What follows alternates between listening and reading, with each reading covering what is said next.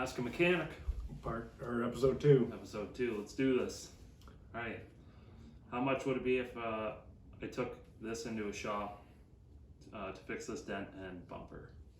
Well, the bumper, you're probably looking at about $800 to $1,000, I'd say, if you're trying to get something like a new one painted at a shop. And then, yeah, it looks like we had a tail light there. Yep. A new one could be anywhere between $500 and $1,200, depending. That's brand new from the dealer. Yeah, you could go the used route as well.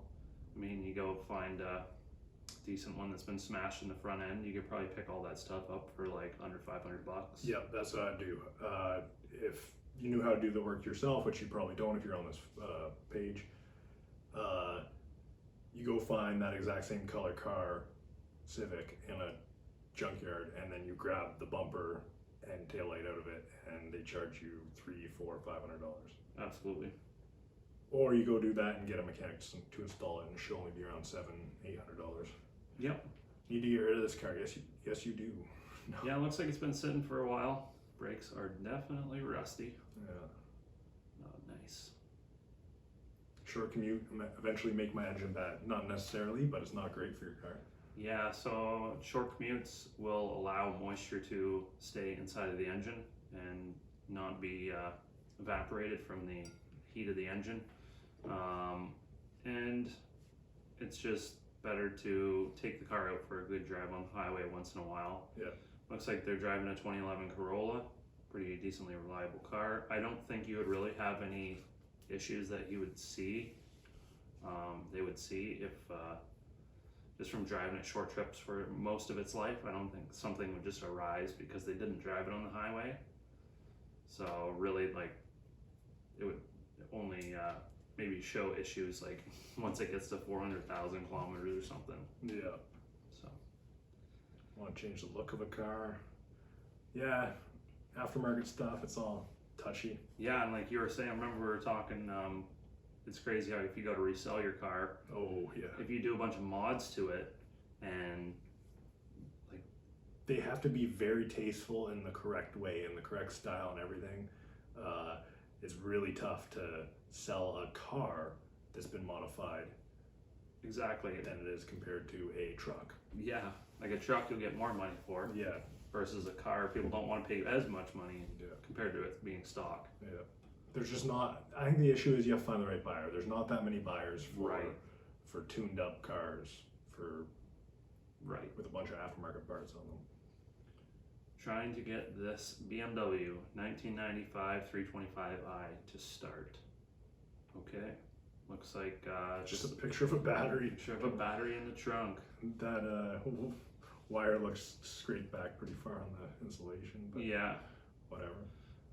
Don't know what to say there. Could be 1,000 different things causing your BMW not to start. There's very little information. But start with the battery. Yeah.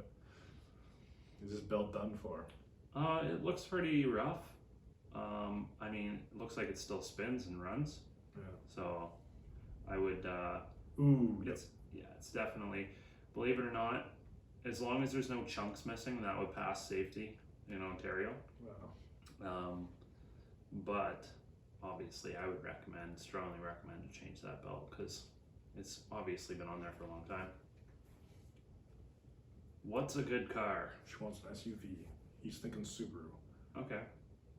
Yeah, it really all depends on personal preferences and also where they live. If it's somewhere that they're going to be experiencing all 4 seasons, or is it somewhere in a warmer climate that doesn't get snow, then you could, up here in Canada, I definitely want to get something that's all-wheel drive that's going to be beneficial in the wintertime. Yeah, like the Subaru. Yeah. Yep, Subaru would be pretty good. Anything, in my opinion, anything that's import, nothing wrong with domestic stuff. RAV4 CRV would be the one to go for. Those are like the top picks as far as reliability and resale value goes. Hasn't been driven in 3 years. They need a full tune-up and everything. Yeah, so if car sits outside for 3 years, and also, once again, depends where it is. If it's somewhere in the Rust Belt, oof, I mean, it's for sure probably going to need brakes. probably gonna need a Tires. bunch of things, you know, a maintenance checkup, probably oil change. Oh and, yeah, for sure. just a good check over. Probably all fluids, really. Yeah. Yeah. Is this a leak on an AC line? It looks like it could possibly be a leak. I don't see any other wet lines around that, so there's definitely a possibility that could be some oil coming out of the air conditioning system and then dirt gets stuck to that. So definitely a possibility. Could be a leak. Get the light and glasses out. Yeah, most cars come from the factory with dye installed in the air conditioning system, so you could just use a black light and a pair of yellow glasses to enhance that visual effect of that dye glowing. And that would tell you if that was a leak in your air conditioning system or not. This is really generic. Is this oil still good? Looks pretty clean. Yeah, it really doesn't look that bad. Even a lot of times after you do an oil change right away, there'll still be old oil in the engine block in places that you can't get out. And they'll mix in with that new oil and it can make new oil look slightly dirty. So it really doesn't look terrible. You can still see through it there a little bit. Yeah. Wow, 118 comments. What do people say? How does it taste? Ha ha ha, funny. I mean, it's wouldn't hurt to do an oil change on it. You know, for the price of it, it's like it's better to do an oil change early rather than do it late. Once damage is done, you can't go back. Yeah, I like this comment. It's pretty much impossible to determine oil quality by color. So the big thing there is how long has it been in the engine and how many kilometers has it done. So exactly. Just don't look at it. I forget how much it is, but you can send oil samples away. That's a thing in the trucking industry actually. Is sending oil samples away to determine engine life and longevity and stuff like that. They can do a lot of research and stuff on that. I think it's like $400. Wow. I could be wrong, but I think that's what it was. In this case, do an oil change. Yeah. Replace one tire or all four. Depends. Usually you just go for all four, or at least two. Yeah, it's usually 2 or 4. If it's all-wheel drive, I would recommend, or all-wheel or four-wheel drive, I would recommend to do all 4. Front-wheel drive or rear-wheel drive, you could probably do 2. But, you know, it's like if you're going to change tires, you might as well just do all 4 and then they wear down evenly. The whole thing about that is you're just prolonging, because he says they're all at 25% of life left. Right. You're just prolonging it like a year maybe. Yeah. So do you want to do it now or next year? Yeah, and he says 1 new tire, so I mean, you might as well do at least 2. Yeah. But yeah, ideally just change all of them. Yeah. Radiator fluid, greenish orange. Looks like piss. Yeah, that looks like Ford coolant almost. Yeah. It's got that yellowish color. This is normal. Yeah. Coolant does break down over time, and it will change color slightly. What is a wire hanging in my footwell? Oh, that's the cap that plugs over the data link connector port. Oh yeah. You can see it in purple It's there. just a cap. Mm-hmm. That's hilarious. He thinks it's a wire, but it's just a strap so it doesn't get lost. Nice. Interesting battery question. Recently got into an accident. Cosmetic damage. In an effort not to look as bad while we save up for new quarter panels, hood and front bumper. Had minimal insurance due to broke. Oh, they're in just the car. Been driving around for about a week. Aside from the easy theft of the battery, somebody stole their battery. no. They got into a collision. Their hood's bent. Blah blah blah. Water can get in there much easier than without the hood not being banged up. Oh right, yeah. And their fuse box top is broke off. They just don't want water getting in their fuse box or on their battery, which is good because you don't want that. Right. Should I cover the battery with some sort of plastic? It's not going to make too much of a difference. If you're really worried about it, you could put like a bit of grease around the terminals. Yeah. Keep the moisture off of it, and then just wipe the grease off when you go to take it, like hook it up or whatever. Yeah. And try to cover that fuse box up with something. Yeah, That's a big deal. most manufacturers will put some sort of weather packing on the connectors for the fuse block, but then you have like Chrysler that doesn't. With the so tip them, yeah. they're doomed right from the get-go anyways. Ooh, somebody's paired a key fob to the 2020 Buick Verano and created more issues. Yeah, sometimes that can happen when you get in there, especially if you're using like an aftermarket program to mess around with different programming. Sometimes you can cause issues. Wow. So, okay, I just want to read over this. Hey, so I had somewhat damaged key fob that had seen better days and used one of the extra sets I had paired with the vehicle. Last step of the process was to hit the ignition button. The car is pushed to start only, and nothing happened. But afterwards, I went to turn it on and nothing happened. I was able to push to start it once and turned on. I was not able to shift into any gear, and none of the lights or the gauges turned on. After turning it back off, I was not able to remote start it again or do anything. Interesting. I wonder if it's a security issue. Yeah. Might have to flash the VIN to the key or something weird like that. Yeah, as of right now, I can turn on the radio, can unlock the car. It seems to have power, but the actual program or computer is not responding at all. What could be the issue? Is there any workaround? Depends on what kind of vehicle it is to sort of give you, or I guess, depends. Probably just a dealership thing. I don't know what kind of scan tool you've used to go in there to do that, but I feel like, or I guess, I don't know, did they even use a scan tool? Oh yeah. There's not. That's the thing. A lot of these, there's not tons of information on what exactly how they got there. Yeah. Missing part. Looks like they're missing a sway bar link. That's fine. It'll live. It'll live. Yeah. Cornering will just be a bit weird. Yeah. Get it fixed. Cheap. $20. Yeah. Tiny chains. Cam phaser bolts. That sucks. Yeah, all of them right there. Yeah, what about them? I don't know, what was the, does it just say cam phaser bolts? Yeah. Cool. Right on, buddy. Cool bolts. Oh, this is actually a good question.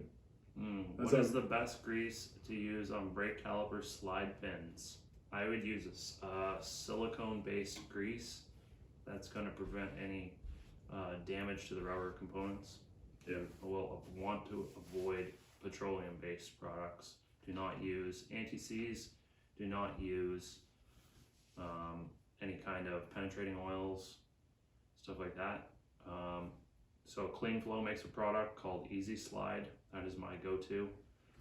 There is also like a high performance brake grease of the 3 different colors that are green, purple, and orange. I don't recommend those, but I've seen them get used a lot. But yeah, just basically don't use anti-seize or petroleum-based products because it will damage the rubber. Will this compression fitting work on nylon fuel lines?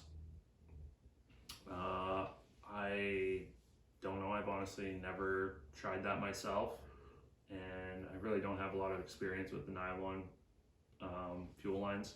Do you use copper nickel? Or I just do hard lines or pre-made flex lines, kind of like what the factory's done there. Yeah. So, yeah, I flare all my stuff.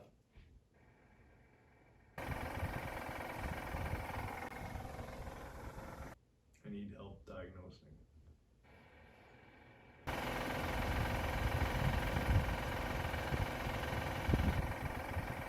Feels like it's easy. Not enough information there though. Yeah, definitely something rattling in there. I would say that's definitely engine related, for sure. Maybe it's a Hyundai or Kia. Yeah, true. How can I make this faster? In many ways. Let's not get into it. But that'd be scary going fast. Yeah. Nitrous, probably the quickest and cheapest way. Yeah. And most illegal. Yeah. Is there a way to measure gas usage? Yes, there's videos on how to do it. But it's kind of time consuming. Is it really worth it? No, not Not really. You could also, a quick and easy way is look at your fuel trims using a scan tool. Oh, nice. That'll give you a quick idea of which your engines you're really using. Nice. Holy shit, it's on. Holy shit, it's on. Performance chip. I love performance chips. Ooh. Remember back in the day they had those little OBD plugins you could buy? It was like gain 50 horsepower. Yeah. Just such a ripoff. Oh, God. So it has a 2001 Ram 1500. Uses it for towing. Looking to make the vehicle better at that function. Does anyone have any opinions on performance chips? I don't know about the older Rams, but I know like a lot of guys go with the Bully Dog tuning programmer, and that may only be for 2003 to 5, and then 6 to 8 or 9, I think, that body style, and then obviously newer stuff.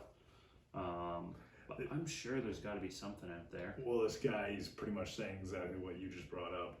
I've seen a couple that simply plug and play with no screen for under $100. It's like, Yeah. Don't worry about it. Just don't do it. Mm-hmm.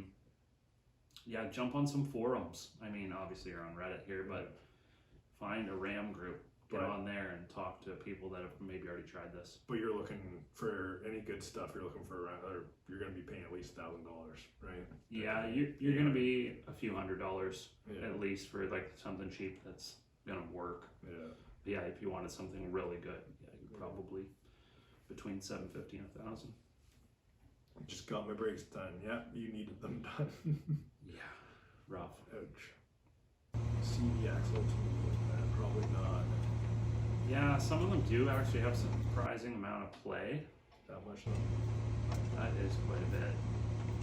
Yeah, so sometimes the spline shafts actually wear. I've seen it happen a lot on the Ram trucks, the 4x4 trucks. The front half shaft, the little stubby shaft that comes out of the differential, and rust builds up in between the splines, and it'll actually eat away at the splines, and it becomes very loose, and you'll get like a clunky knocking noise when you turn. Yeah. Yeah, so.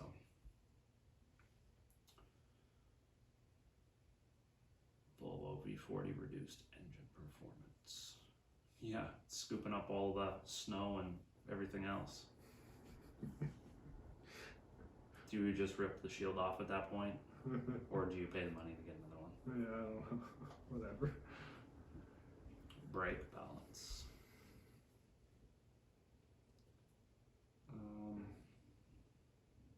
Oh, how much braking power goes to each wheel on an all-wheel drive or four-wheel drive?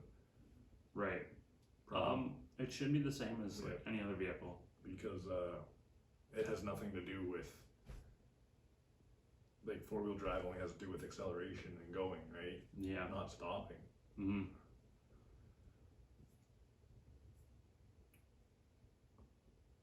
This is confusing. Black circle on your window. There's so many reflections in that I can't tell. SC400. Where's he looking at? Isn't it right there? I don't know. That looks like a reflection of the gas pump. Oh yeah, maybe it is. I don't know. Let's go on the next one.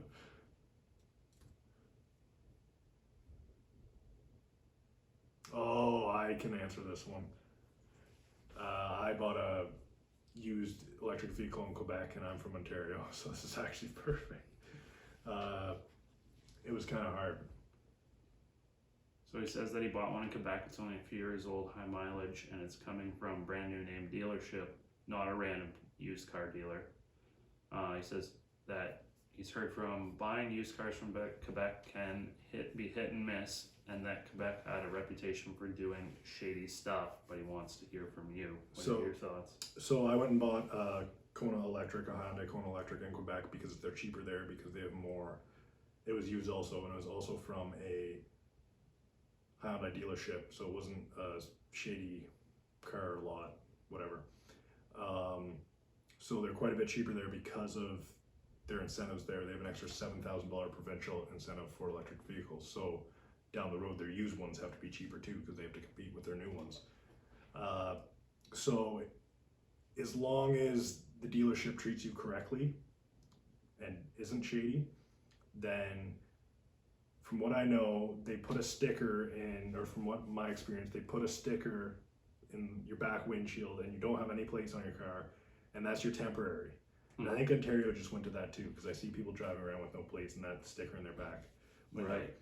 So the thing is, I don't believe you can drive it in Ontario. That's only for Quebec. You're not allowed off Quebec roads. Or sorry, you're not allowed on Ontario roads with that permit. That's not legit here. So pretty much what you have to do is get your car there, park it across the river in Ottawa, in Gatineau, or however you say it, Hull, walk across the bridge to Ottawa and go to a Service Ontario there, register it, then walk across back to be and put the technically plates on legal. to be fully legal, or get it towed. Right. Best way is get it towed, and you just forget about it. You bring your friend with a truck and trailer, or don't call CAA because I doubt they tow across the provincial border either. So it's doable. I did it, but it's just a bit of a headache. It's worth the savings though, if you're in that situation. Let's just do one more. Sure. Trying to tell me that this is dangerous to drive on. Yes, it is. For sure. Yeah, that fails safety. Yeah. Of course, like you want to be changing your tires once they get down to the wear bars, or they're pretty low for safety reasons, obviously. But yeah, you can see all the cords that are hanging out of the side of this tire. That is a indicator that you are near a blowout situation, because once those cords start to let go, there is not much else holding the tire together, and it will blow out. Yep. All right. Thanks for watching. Got any comments, throw them down in the comment section below. And as always, don't forget to hit that subscribe button.